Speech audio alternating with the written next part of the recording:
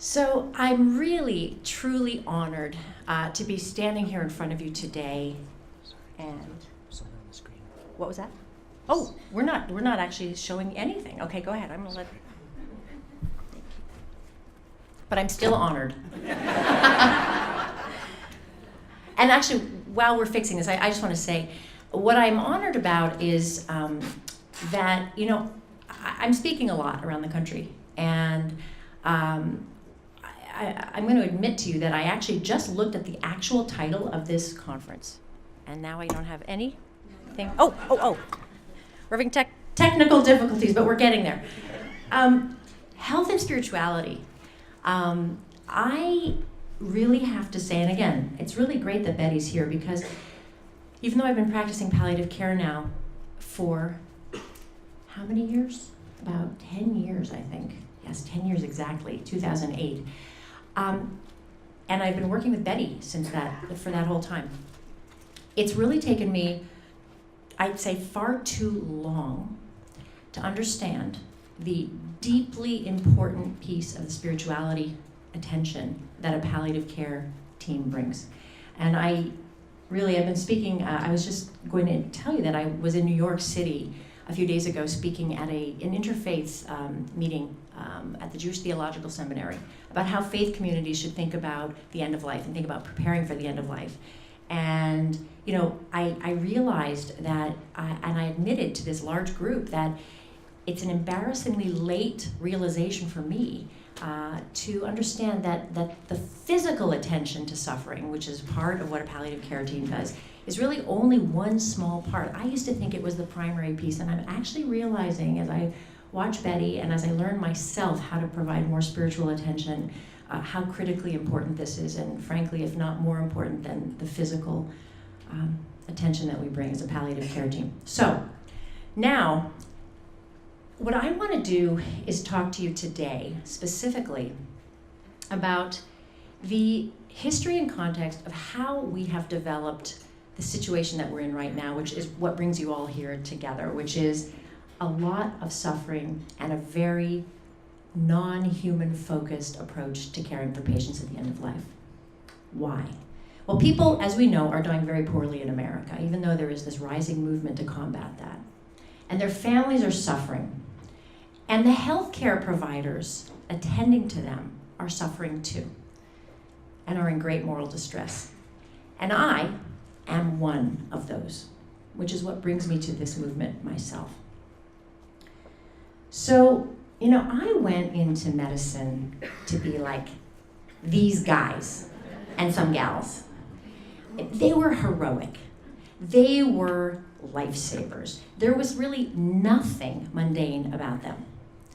There's always something else that they could try or do to save the day, something to whip out of their toolbox. And that's how I found myself in the spring of 2003. So let's go back to 2003, preparing to place this catheter into a patient's neck. Now, I was a new attending physician in the intensive care unit at a hospital in inner city Newark, New Jersey. And I was in the middle of the action. It was a level 1 trauma center, and I loved it. And I had this patient in bed 5, and she was 54 years old. She had metastatic breast cancer. And she was going into renal failure, and she had profound acidosis in her blood. She had a rising potassium level. It was getting very dangerous. And the primary team asked if I could go and put this dialysis catheter in so that they could do dialysis on this patient. And it made perfect sense physiologically to me. So we drew some coagulation studies to make sure she wouldn't bleed too much when we put the line in. I sat with the husband and I went through the consent form, and I explained all of the risks and benefits of these procedures and how we would attend to each one. He signed it and nervously went off to the waiting room. Set up the patient, got her neck sterilized, drew up the lidocaine, put the drapes over her, big sea of blue in the room. I flushed the catheter, I checked the balloon, I gowned and gloved, and I laid out this really big blue drape, and I put all my stuff. The nurse was waiting. She had primed all the tubes and was ready to connect it as soon as I got that Quinton catheter into the neck. I turned the patient's head to the left, I'm trying to remember which side was I doing it, to the left so that I could get a better look at the IJ. And all systems were go. And I asked the nurse to put the patient into Trendelenburg so that her head was below the rest of her body and we could have more pressure in and I would make sure I had more of a chance of getting into the vein. And I got ready to insert the needle. But suddenly, I noticed someone watching me from the doorway. And it was Pat Murphy. For those of you who might have seen Extremis, you hear me talk about Pat in the movie. Pat was she's now retired, an advanced practice nurse who ran this was 2003 again, before palliative care was an official subspecialty in the American Board of Internal Medicine. Pat ran what was called the family support team at this hospital. I didn't really know what they did or who they were, but suddenly they were always sort of looking over my shoulder, writing things down on their paper, telling me that maybe I hadn't communicated something well enough. I took what they said with a grain of salt. I thought I was pretty good at communicating. And now I'm looking over and Pat looks furious. And she is standing there and she takes her hand and she puts it up to her face like it's a pretend telephone. And she says, 911, call the police. They're torturing a patient in the ICU. Now, I knew that it was a pretend phone, but somehow I was really shaken. Oh my God, am I in trouble? I had visions of losing my license. I just got scared. Something felt very ominous to me. But then I realized the police were not coming, and I wasn't even in trouble, except with myself. Because I was really, really uncomfortable with what I was about to do. And if I was really honest with myself, I realized that I'd actually been uncomfortable with this for the past 8 years that I've been training in medical school, residency. And suddenly this light bulb went off. And I realized the patient is dying. I knew that, and frankly, so did the rest of the teams. This catheter was not going to help this woman. In fact, it was actually going to hurt her. It was already hurting her. She was lying with her head tilted down, moaning under this blanket, under this sheet that I had over her face. Her husband, her biggest supporter, was out of the room in the waiting room, not able to be next to her. And on top of that, and probably most importantly, I wouldn't have wanted that for myself. None of it made sense. What the heck was I doing? But there were so many pressures that were pressing me to keep going, to do this line. The nurse had set up the tubing and she had primed it and she was standing there waiting for me so that she could connect it and that they could bring the dialysis machine in. The husband, as I've mentioned, was in the waiting room. He was expecting me to help his wife. He was terrified. I had told him I was going to help his wife. The primary team had already arranged for the patient to be put at the top of the list to get dialysis. They had pulled this dialysis machine. They had bumped a lot of other people off the list for emergent dialysis for this patient. And my medical students needed to learn how to do this procedure, and they were eager and gowned and ready to go. And of course, don't forget medical culture. Acknowledging or even talking about death feels like a failure. And most importantly, me. I wanted to help. I wanted to do something to help this dreadful, sad situation. And this is all that I knew how to do. So it all translated into do the line. And so I did. And now I will tell you, as I am sure none of you in this room are surprised to hear, that that line did not improve my patient's life. She died the next day, but it changed mine. Now, don't get me wrong. I am not against medical technology. I have saved many lives with it.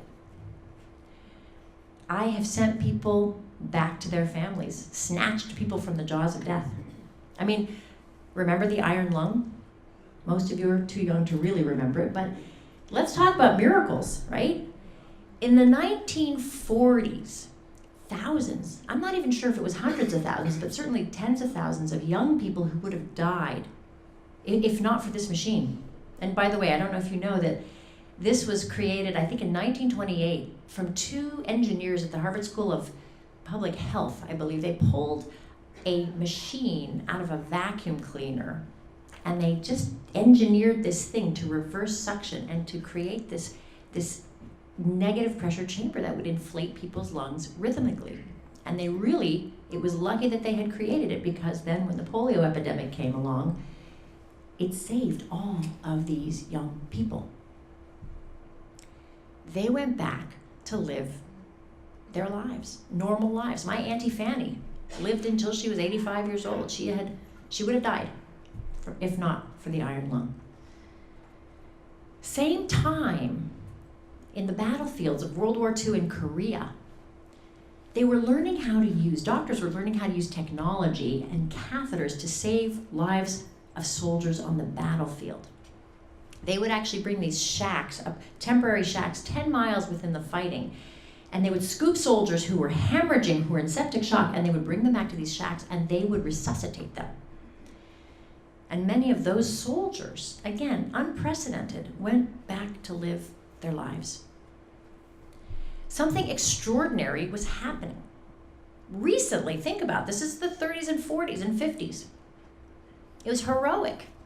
You know, doctors were suddenly able to intervene with machines and other types of aggressive technologies to restore lives that would absolutely have been lost, of children, of soldiers. Doctors were becoming highly skilled at managing blood pressure and resuscitating dying bodies. Now, mechanical support for breathing and pharmacologic support for blood pressure and catheters and all of those things, these activities require very skilled levels of practice and training. They also require space.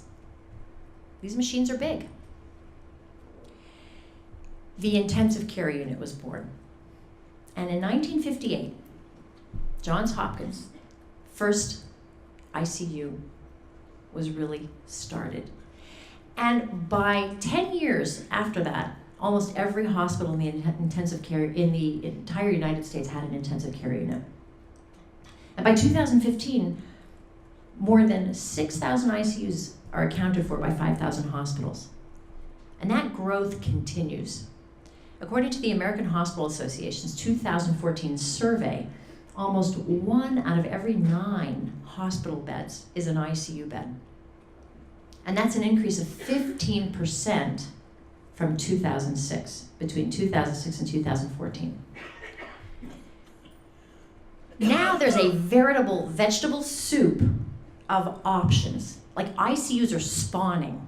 You know, there's the neuro ICU, the SICU, the PICU. Each one has its own set of technological expertise, its own interventions and protocols, its own very super specialized physicians who practice in them. What started with a respiratory focus has now expanded into cardiac surgery, neonatal, pediatrics. For goodness sake, there's even a digestive diseases ICU in the Medical University of South Carolina. I had never heard of that before. But they all have a common theme.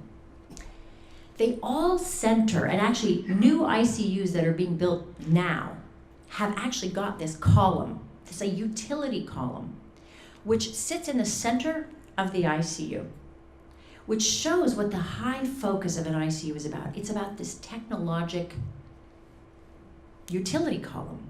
In those utility columns, which you can see on the left side of this picture,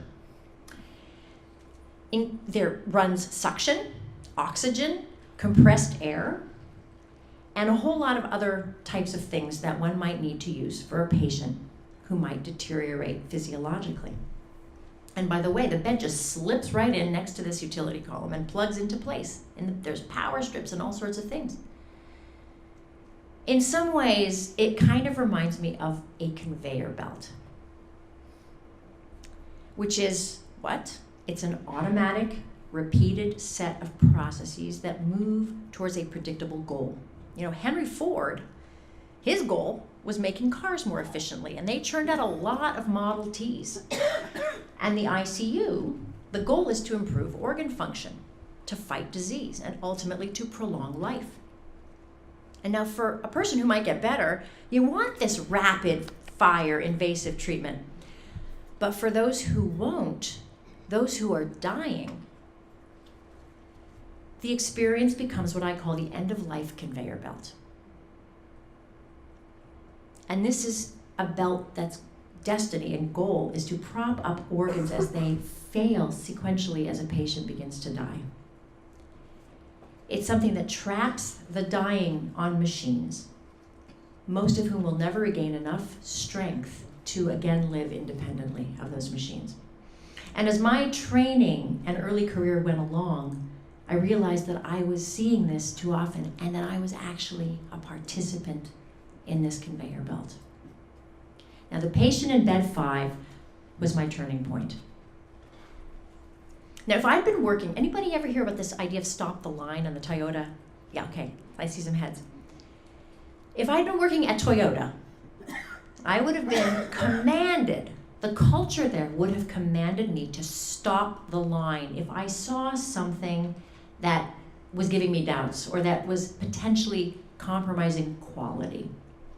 It's an actual button on most of these conveyor belts that is meant for anybody in that factory to stop that line.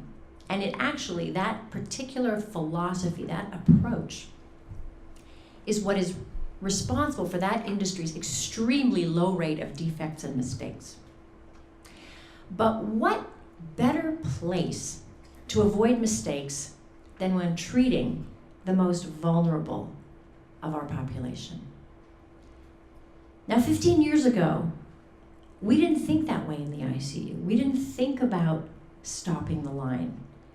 And even though I was the attending in that ICU, and I had the power to do whatever I thought was appropriate, I didn't know there was an off button. Now, I was not alone in my suspicions, my growing suspicions that something was off. About 7 years before this experience that I had, in 1996, the support trial was published. How many people have heard of support trial in this room? I'm suspecting quite a few. Okay. This trial was run in 5 centers, 5 sites in the United States. It happened by total coincidence that one of those sites was Case Western Reserve University, where I was a medical student at the time. The authors of this study had been having the same concerns and suspicions that were percolating in my head, that people weren't dying well in this country. And this study, which I want you to understand, know about, because it was a sentinel study, it was a really important study. It was conducted in 2 phases. There were almost 10,000 patients who were looked at. They were all patients with very serious prognoses, and serious illness, and a prognosis of less than 6 months. Sorry, I'm going to take a quick sip of water.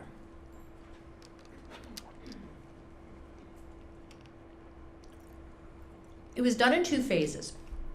The first phase was essentially, let's assess what's going on. Let's look at these people, this large cohort of people. Let's look at the deaths and let's understand how people are dying.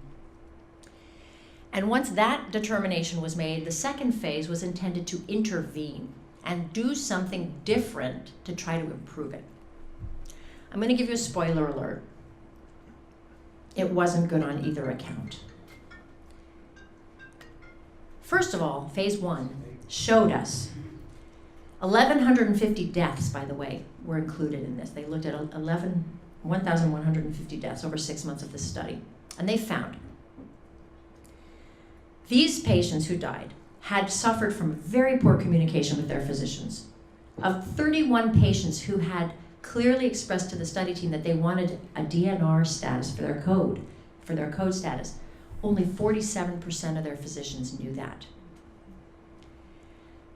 They had what was considered very over-medicalized, over-technologized deaths. The median stay of those 1,150 patients was in the ICU. The median ICU stay was 8 days. almost 40% were in the ICU for more than 10 days before they died. And there was significant patient suffering, certainly even just pain. 50% of the conscious patients died in pain.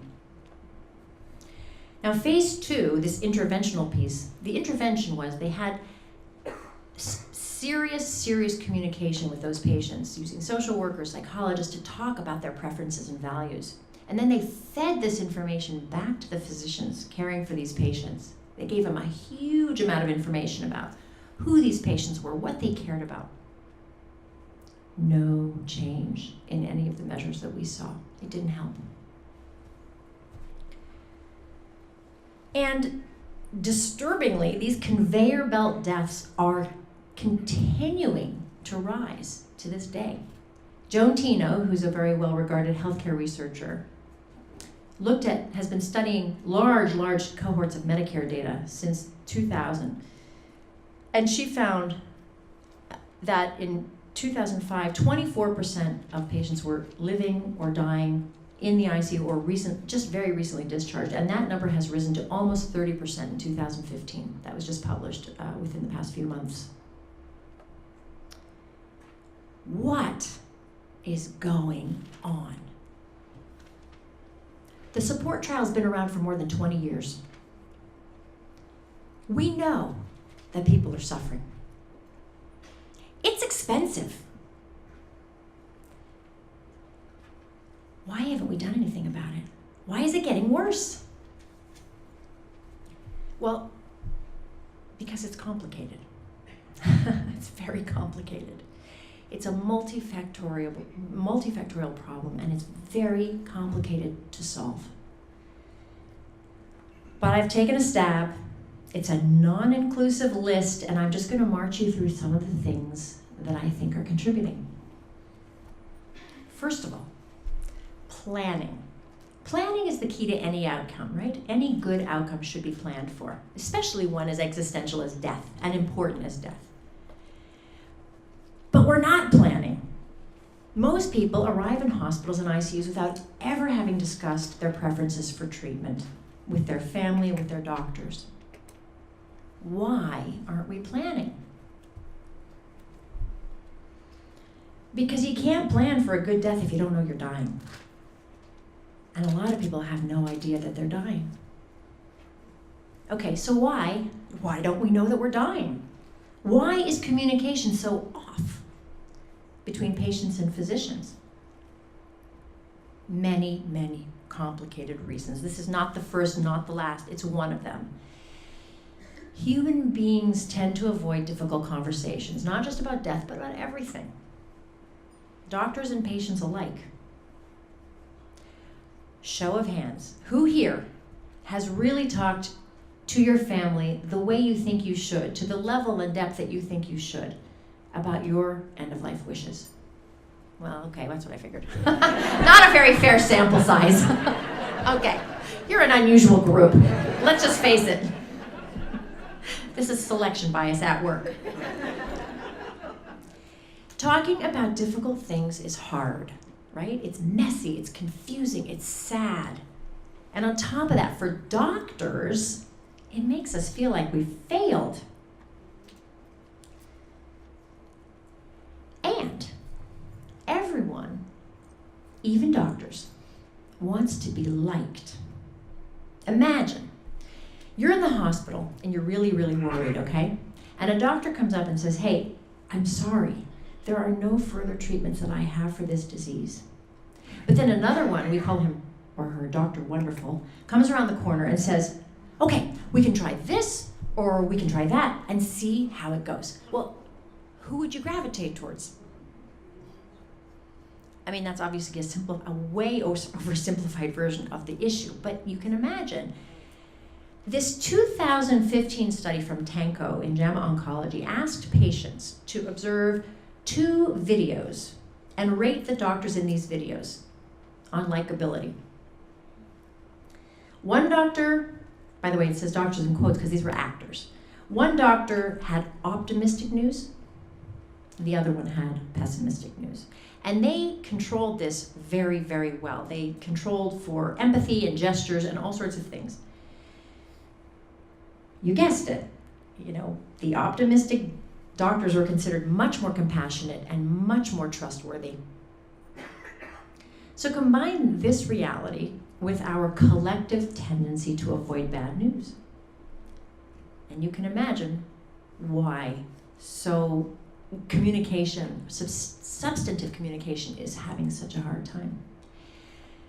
Time, okay, I don't know, how many physicians in this group? Okay, not that many, okay.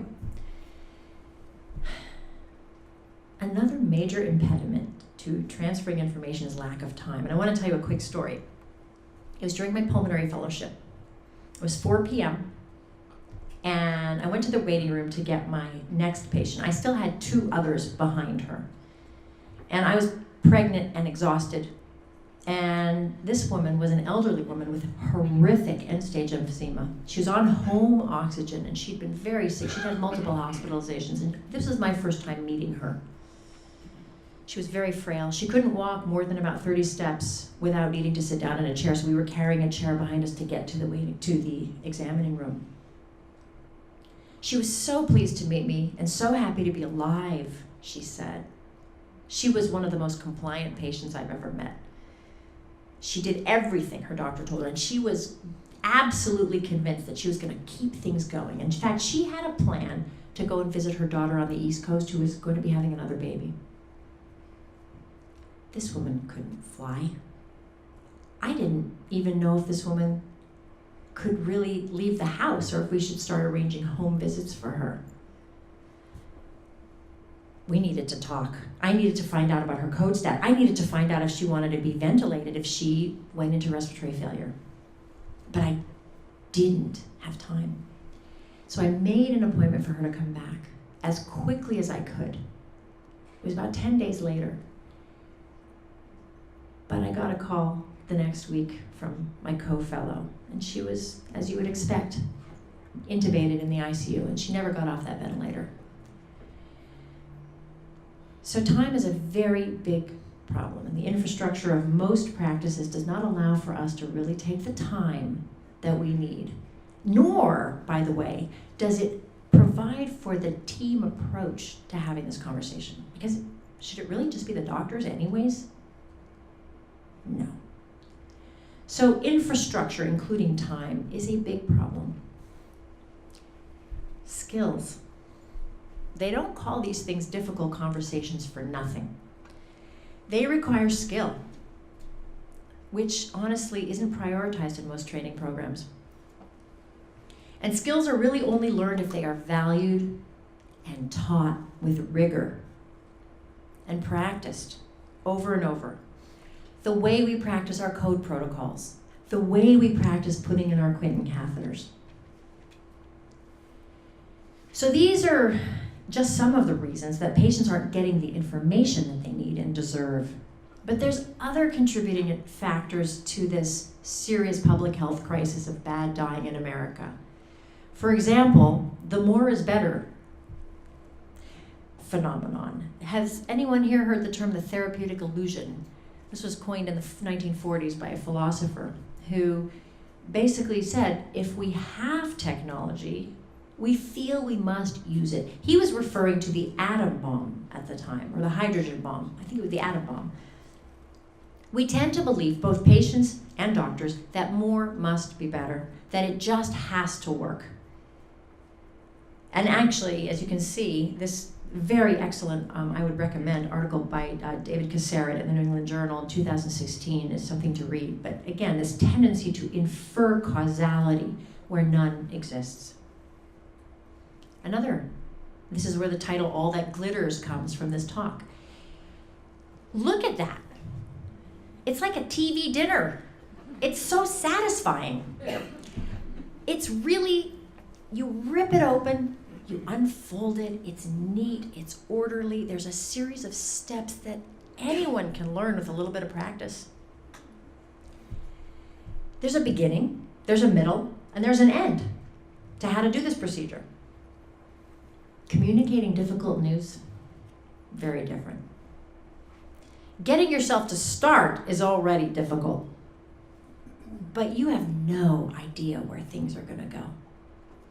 We're talking about human beings and emotions and family systems and all sorts of stuff that I know many of you here at Alive Hospice already know about. It's a lot easier to clean up from doing a procedure than from talking honestly with a patient. Needles go in the needle box and the drapes go in the trash. It's really unlike the emotional, the ethical, and the psychological messes that you can sometimes create by opening up and bringing bad news to people. What would you choose? This slide really deserves its own lecture, so I'm not going to spend much more time, but procedures just pay a lot more than telling someone that they're going to die soon. That's just the reality. In summary, it seems logical, I hope, and I know because of who this audience is, that the scales are stacked towards intervening rather than talking. And the data shows us that we're right. It's downright chilling. The next slide that I'm about to show you shows data about patients who were about to receive a trach for prolonged intubations in the ICU. And it looked at the difference between what their physicians thought was going to happen to them over the next year and what their loved ones, their surrogates, thought was going to happen. Would they be alive? Would they have a good quality of life? Would they be living independently? The loved ones actually thought that they would be doing pretty well. The patients would be doing pretty well. The physicians thought otherwise. And when I show you this graphic, you'll see that it really doesn't need to be described. 93 to 43%, 71 to 6%. The doctors were much more accurate in their prognostication, but it was the loved ones who were entrusted to make a decision about the surgery that often remains permanent and honestly is one of the first steps on the end-of-life conveyor belt. It's almost impossible once you've been trached to get off the end-of-life conveyor belt. Not physically, but emotionally. You've invested in that emotionally. You've taken the risk of a surgery. It's a hard thing to change. Doctors, we need to be telling our patients the truth. Again, they cannot plan for a good death if they don't know they're dying. Now, in this study, only 8% of the patients in this geriatrics practice had ever discussed code status with their doctors. 8%. But doctors who know the most about what happens in our hospital and ICU are functioning with a very, very different set of information. In this study from Stanford, looking at doctors' attitudes about using life-prolonging technology on themselves if they were terminally ill, they don't want it. 88% of them said, I'm going to be DNR if I'm terminally ill or frail. So think about that. 8% of the geriatrics patients are even having that conversation. 88% of doctors are saying, no way. This is an ICU nurse who I actually saw. Unbelievable. I met her, I heard her talking at this conference that I went to at UCSF called Mindfulness in the ICU. And I heard her saying to someone, they're not getting me, I've got a tattoo. I was like, really? And I had to take a picture of it because I couldn't believe it. Now, most people, a lot of people threaten that they're going to do it, but most people won't do it.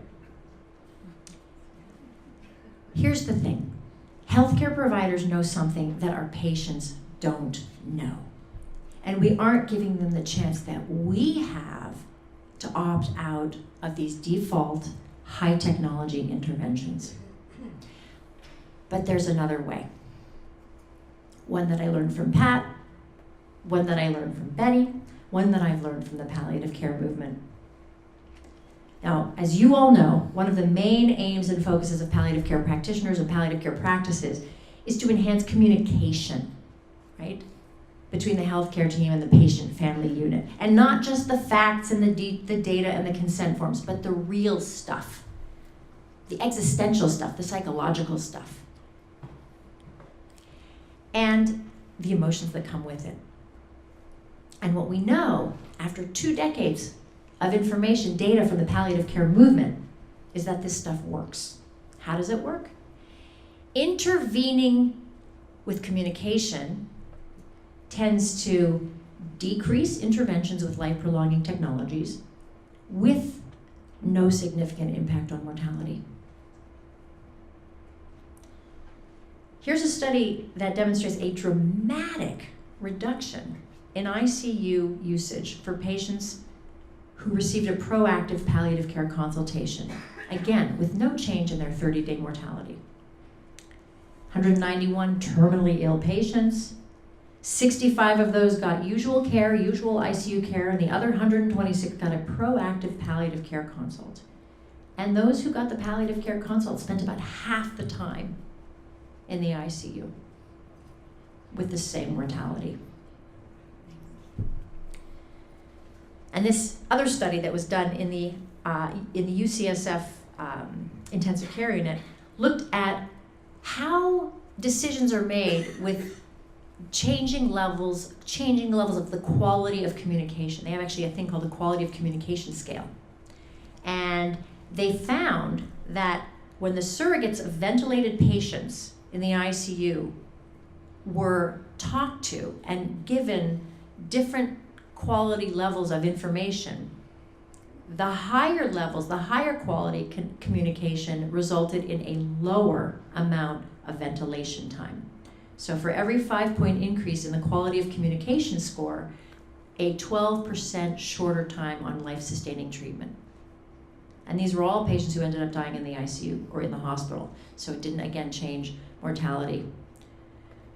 So, by the way, this communication was not received by a palliative care team, it was received by the ICU team. So this is not just a palliative care skill. This is a skill that every doctor, every nurse, every healthcare practitioner must start to cultivate. And this last study I'm going to show you is an old favorite from the New England Journal in 1994. We think of where do we see CPR? We see it on Grey's Anatomy, and we see it in ER on the show, and it works. And so, yeah, sure, do it, right? This study looked at the desire or willingness to receive CPR before and after understanding what CPR is. And basically, they like it before they know what it is, and after they find out what it is and are clarified, they actually are half as likely to want to have it. So I'm going to finish up with a story. Okay. I was in New Jersey. We were on vacation with my family several summers ago.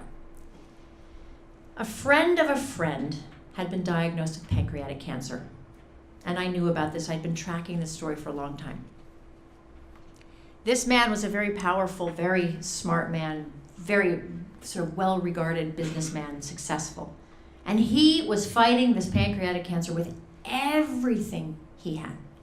He had an A-team. He called it the A-team at a very prestigious cancer treatment center in New York City, which shall remain nameless.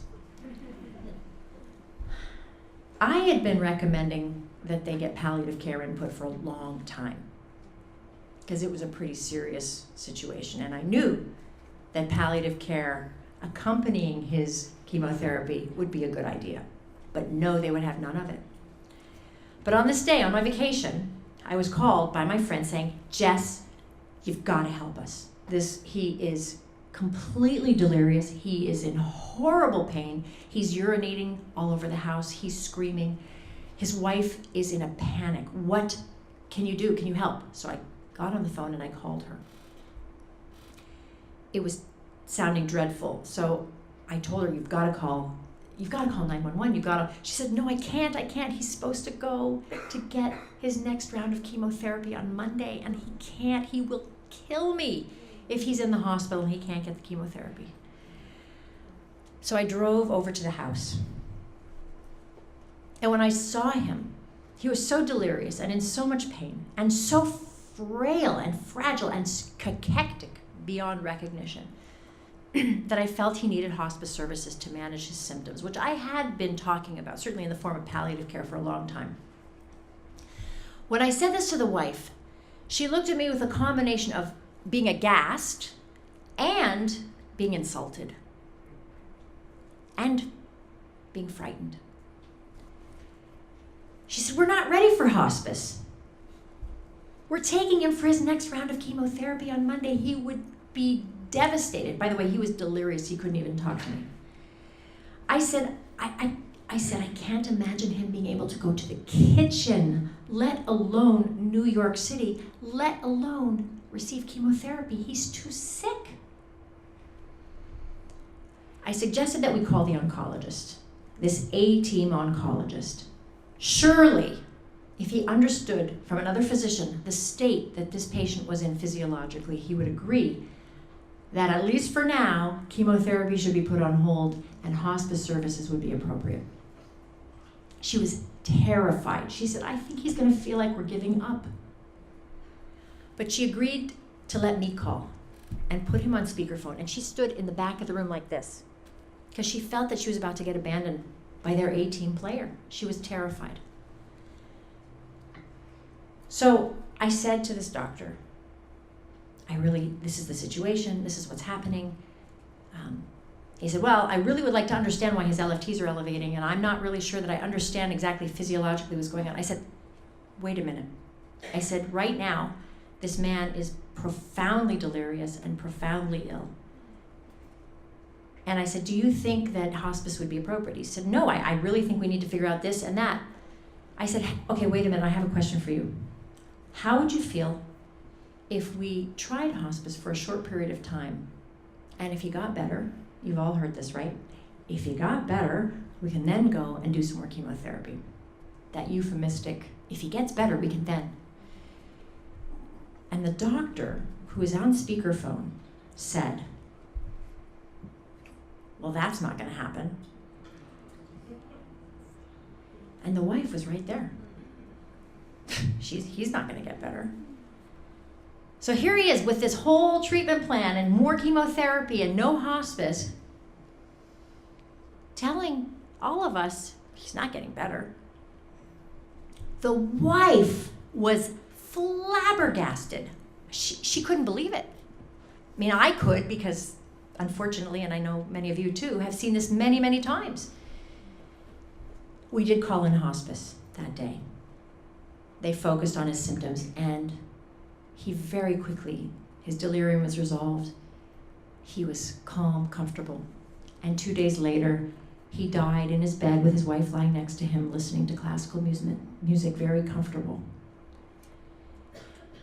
This story is emblematic of what we're seeing in the data, that when people do get honest information from their doctors, in whatever form, sensitive or not, they tend to want less technology and less intervention. So, in summarizing, technology should be used not as an end in and of itself, but as a means to an end. Let's not hide behind our technologies, our drugs, our stethoscopes, our catheters, our ventilators. Honest communication is one of the most important interventions we have to offer. Our patients deserve the best information in order to make the best choices. And saving life is important, but so is saving the patient from an end that she might not have wanted. So, in summary, thank you all for being here. It is wonderful to be among like-minded people. We've got a lot of work to do, but we can do it. And I think I'm seeing things change, and I hope that all of you are too. So thank you so much.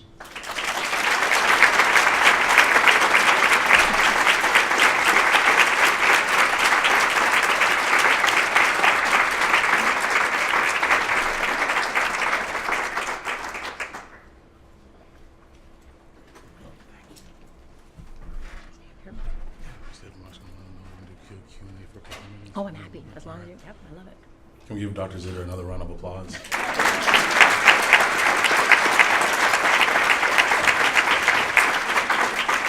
It's always really, really interesting for me as someone who does a little bit of education in the community to be able to hear someone explain hospice use and hospice services and helping patients at the end of life in an effective way.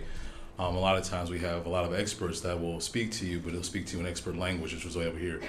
And you're trying to reach for the words, but be able to speak directly to multidisciplinary crowd. I really appreciate that.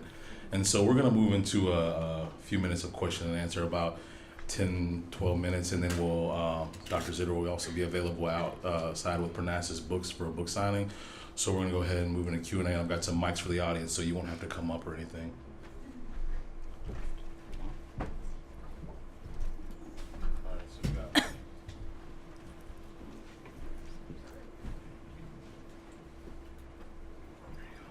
It's like the Phil Donahue show. Hi, Dr. Zitter. Hi. I'm very excited to hear from you today. I haven't read your book, but I've seen Extremists and have shown it to my students a number of times. So I just want to make a quick comment that I think that the film is really interesting and exciting, and to me it helps fill me with optimism, because I think it's part of what I see that I perceive as breaking down taboos about addressing these tough questions. So my question for you is it right to be optimistic? Oh, that's a great question. That's a hard question. Well, I ended it saying I was being optimistic, didn't I? I have to stick with that. I'm optimistic. I'll tell you why. You know what? I started writing about this stuff in 2013, and there was no one else writing about it. And there wasn't a grassroots movement of interest in it. There is change, and it's happening. Change just happens slowly. You know, to change this, we have a lot of institutionalized stuff that we're going to have to address honestly and openly. You know, first, just start with the hierarchy in the hospital. Hospitals are the most hierarchical places around. I don't know, maybe I guess everything's hierarchical, right? But the thing about a palliative care team, and palliative care is gaining in its tribe members and its interest and its popularity and rapidly. I mean, no one knew about it in 2003. 2008 became a subspecialty. It was this tiny little thing. You look at the membership of the AAHPM, the American Academy of Hospice and Palliative Medicine, every year the annual meeting just triples or quadruples in number. There are a lot of foot soldiers out there doing this work. And the palliative care movement, which Betty and I work together as colleagues, that is a model that I like. I like that model, and it is just gaining prominence. People are seeing it where people work together. Chaplains are teaching doctors, doctors are teaching chaplains, social workers. You know, it's a totally new model for the healthcare world, and it's a model that has to start to stick.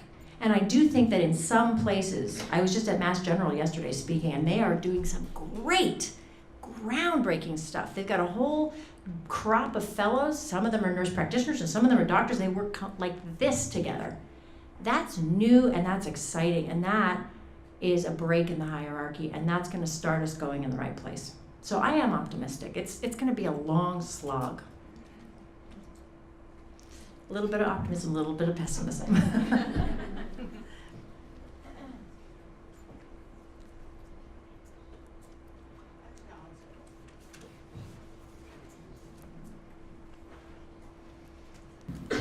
You mentioned Pericoil, and I've heard her speak and read a lot of the literature. And my own experience has been working with people who face incredible challenges, both from language as well as educational standpoint.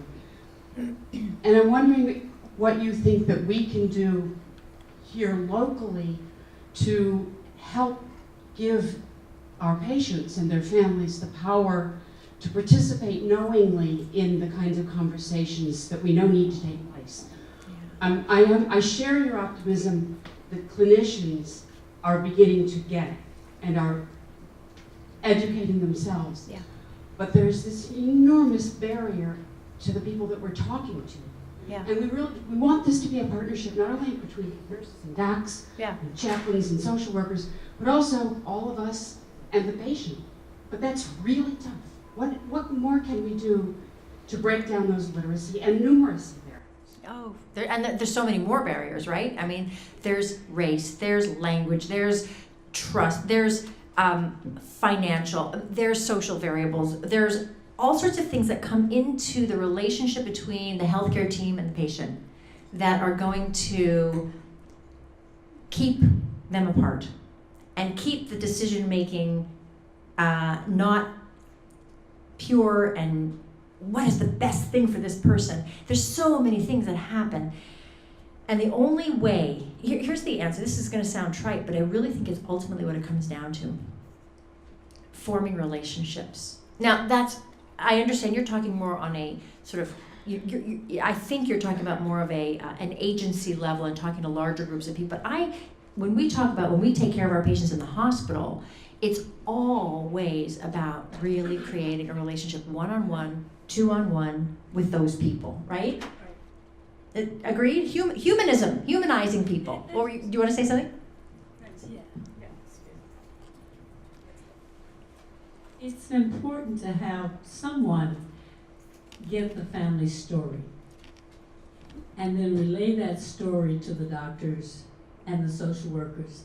And when people have the story, they begin to understand why the family is feeling the way they're feeling, why they may be fighting against some information, what's really going on. And just the understanding makes a big difference in care. I've seen that happen over and over again.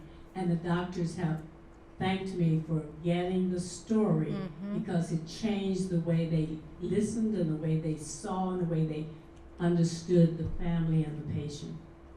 So true. So true. I mean, it's unusual for me to have the chaplain I work with in the room. But yeah, Betty really has taught me about that piece of it, that I coming in with my progressive values, and I think I often make judgments about people, and I often have sort of preconceived notions about what this word means that they said, and without asking, without getting to know them, and Betty really frequently does that. So, but on a sort of a higher level, agency level, city level, etc.,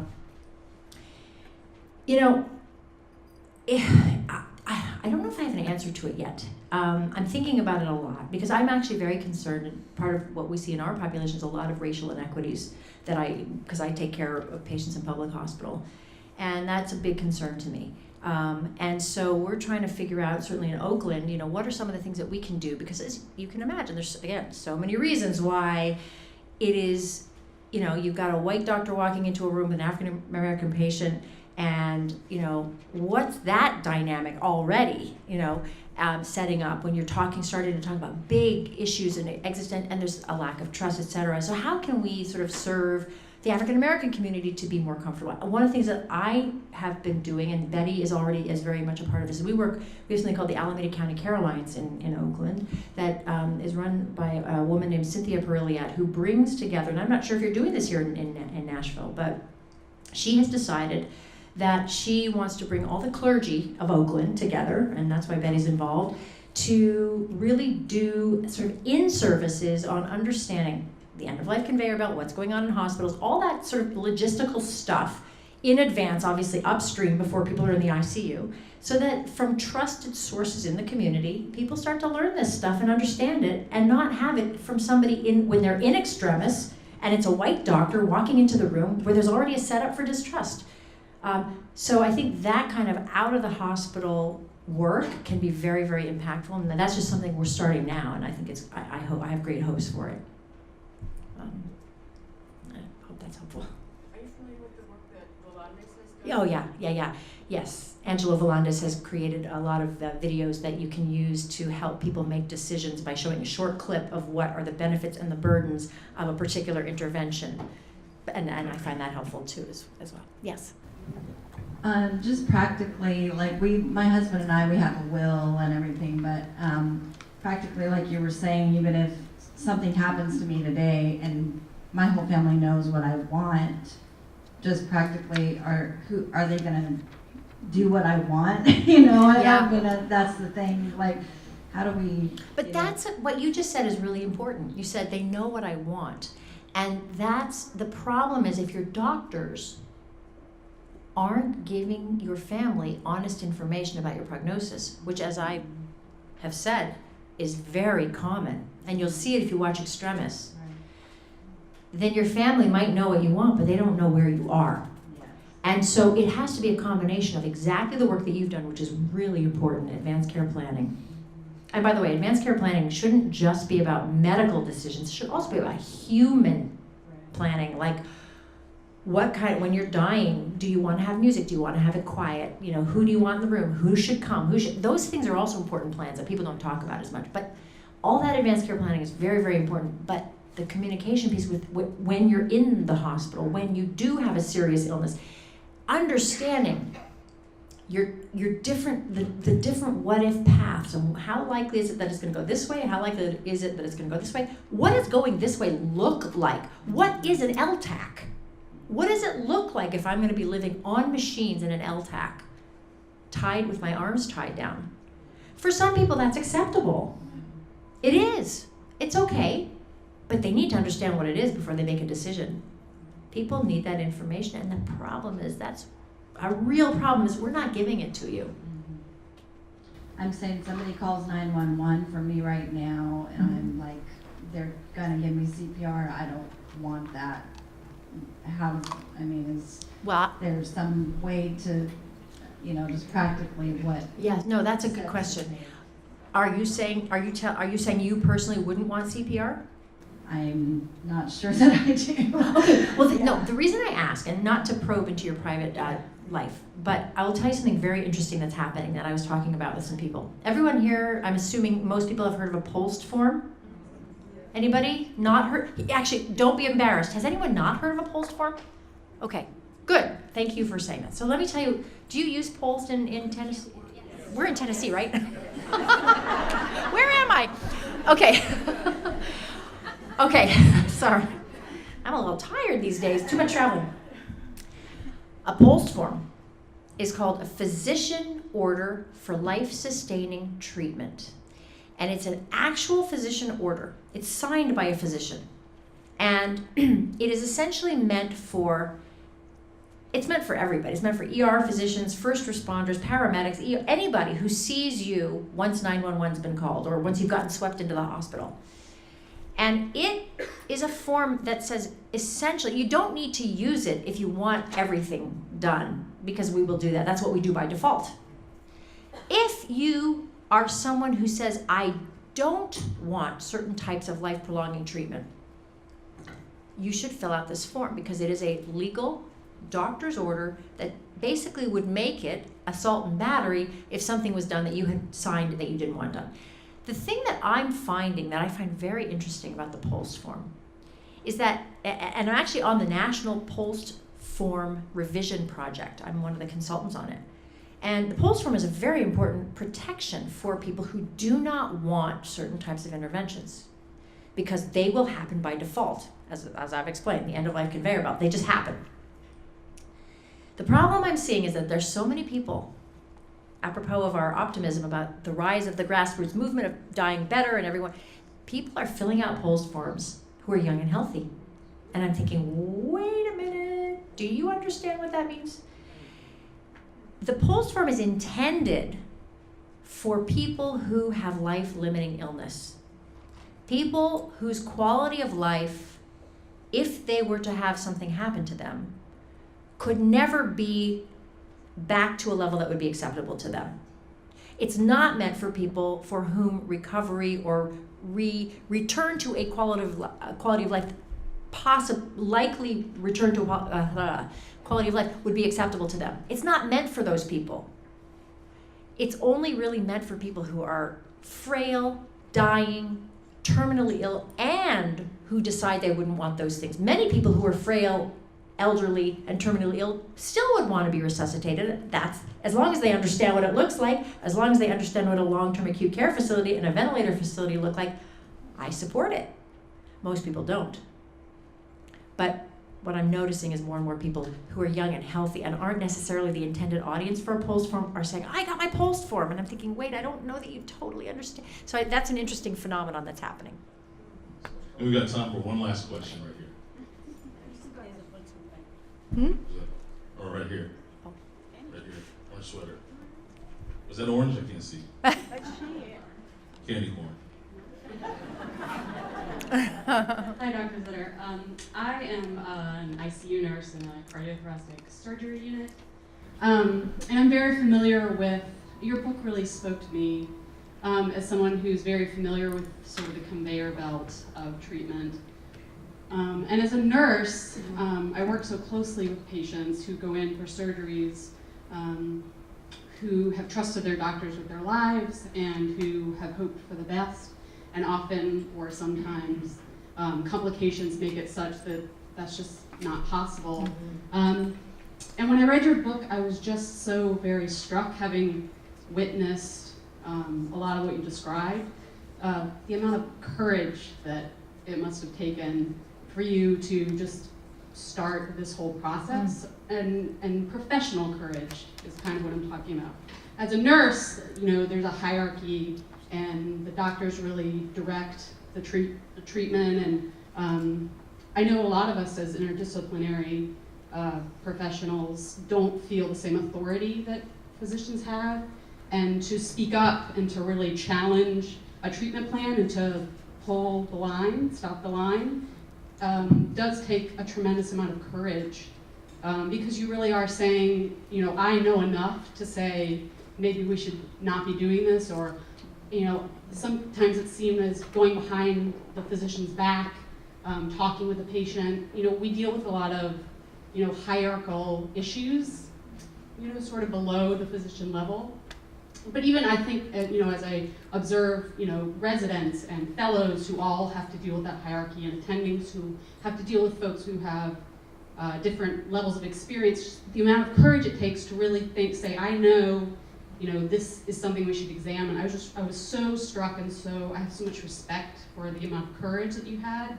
And I know that just on a day-to-day basis to start these conversations and to do this kind of work, it takes courage, and you want to think that you have that, but you just don't always, because there's so much self-doubt in the medical profession, no matter what you're doing. I would love to just hear some of your insight in terms of like making those decisions to speak up and to continue to speak up, and I don't know, where do you get your courage? You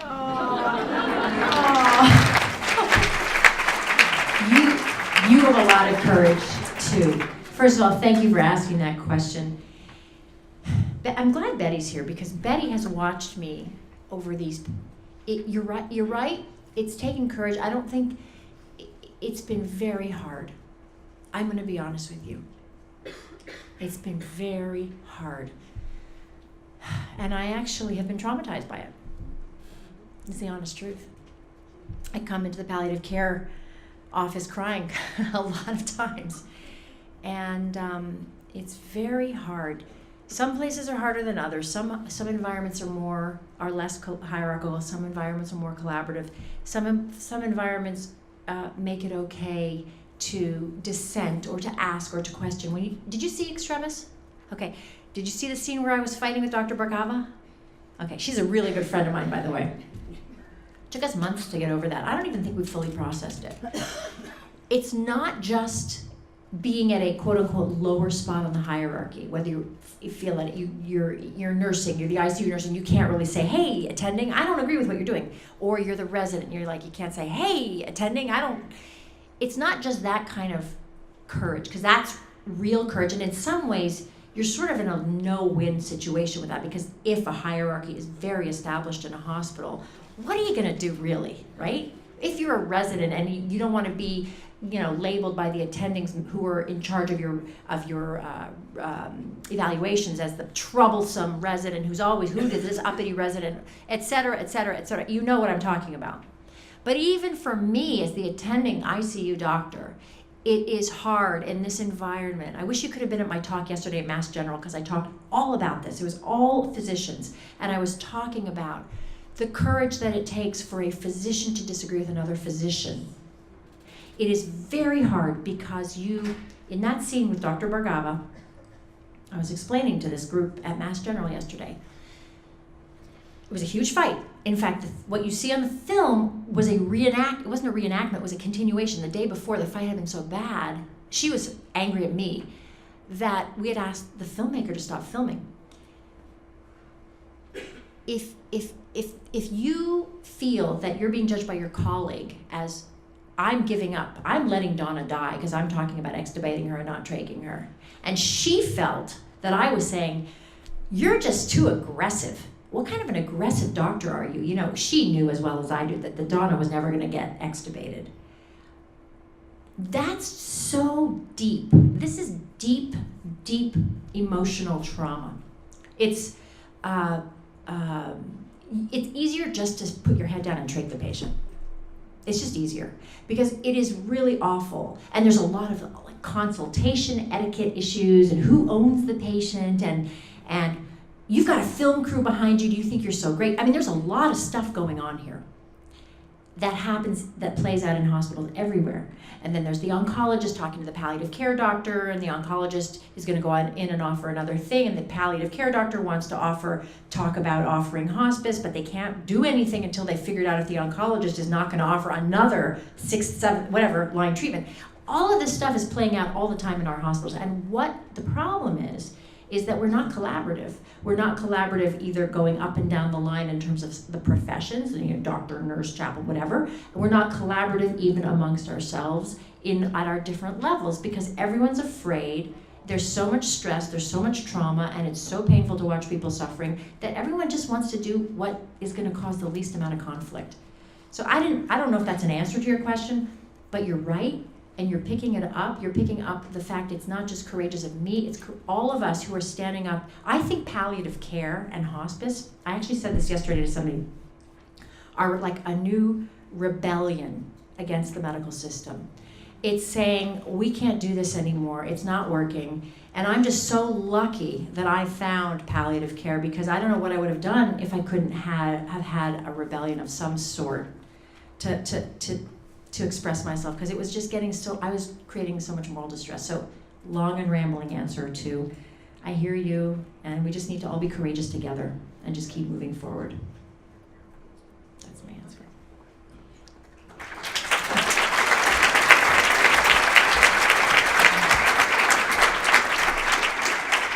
We'll have a few minutes, and so while Dr. Zitter is signing her books and to be able to connect for a while. So if you have some questions that you wanted to ask, and maybe not in a public audience, but in a private, or just some other questions to ask, I know there'll be time in order to be able to personally connect.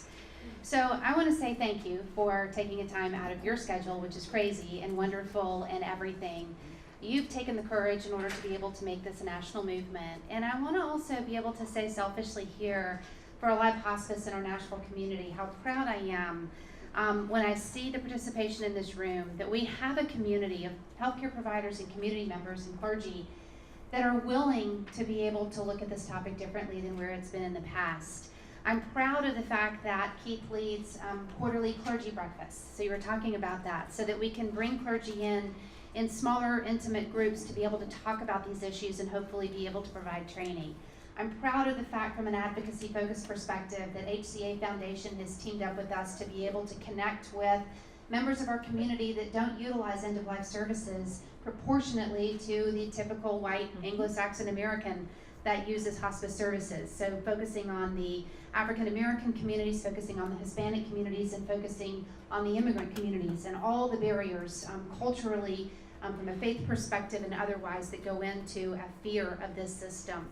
I'm proud that we have advanced directive training that we do in our advanced directive in 7 steps in the GIFT initiative, and I'm proud that we have a program that's called SHARE, which is teaching practicing providers how to have these difficult conversations. Because there's nothing about this is fun. And I was talking to somebody one day and I said, you know, we've just got to normalize death. But that's from somebody sitting on my side as a business. The reality of it is we will never normalize death when it's somebody you love. And so with that, how do we have a sensitivity? How do we have a passion? How do we have the courage? And so thank you for coming and being a part of us. I hope we can share what we're doing in our community with what you're doing nationally, and just what a privilege and a blessing it is for you to be here with us today. Thank you so much.